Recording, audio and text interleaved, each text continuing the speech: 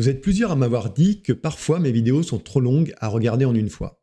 Et vous avez raison. Parfois, on a juste besoin de faire le focus sur un point précis. Ce nouveau format est une manière de prolonger mes vidéos plus détaillées, en vous offrant un accès rapide à un point clé. Pour ceux qui veulent aller droit au but ou revoir une astuce précise, c'est la solution idéale. Pour inaugurer ce nouveau format, je vous montre comment améliorer la texture d'image de manière spectaculaire, grâce à une astuce peu connue dans Photoshop. Et si vous voulez voir cette astuce dans une vidéo où je montre plusieurs techniques pour améliorer la texture, le lien est en description.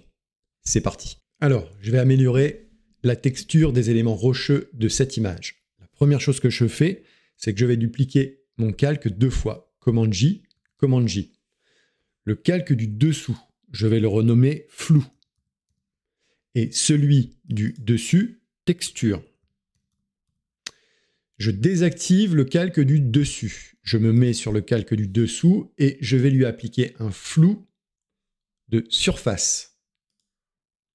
Et par défaut, je vais lui appliquer un rayon à 70 et un seuil à 30. Après, vous pouvez expérimenter d'autres effets, enfin d'autres réglages. Plus le flou de surface sera important, plus l'effet final sera important. Donc là, je valide. Je réactive le calque texture et je désactive le calque flou. Je me mets bien sur mon calque texture. Je vais dans Image, appliquer une image. Dans Calque, je sélectionne mon calque flou. Dans Opération, je sélectionne Soustraction. Je garde échelle à 1 et le décalage à 128. Il est à noter que ça n'est possible qu'avec une image en 16 bits. Vous ne pouvez pas faire cette opération soustraction avec une image en 8 bits.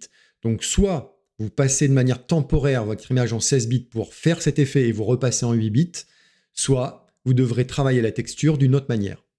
Donc là, je sélectionne OK. Et pour révéler l'effet, vous passez votre calque texture en mode de fusion incrustation ou pour un effet encore beaucoup plus marqué en mode de fusion lumière linéaire.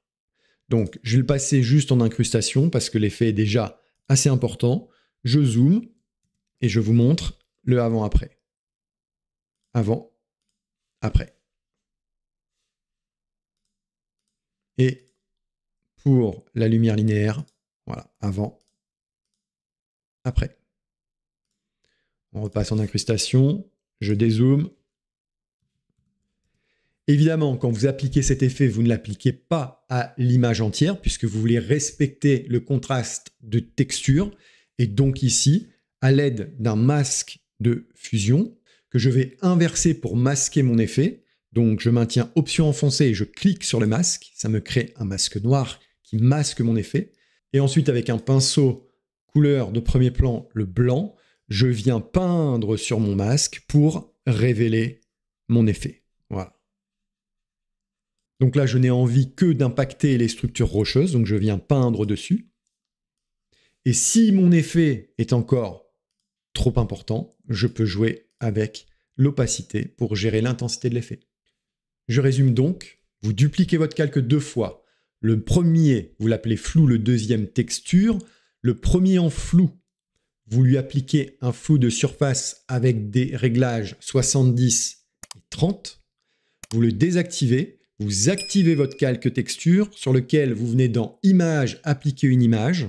Vous sélectionnez le calque flou, vous le passez en mode de fusion soustraction, vous gardez les réglages par défaut 1 et 128, et ensuite il ne vous reste plus qu'à passer ce calque texture soit en mode de fusion incrustation ou en mode de fusion lumière linéaire.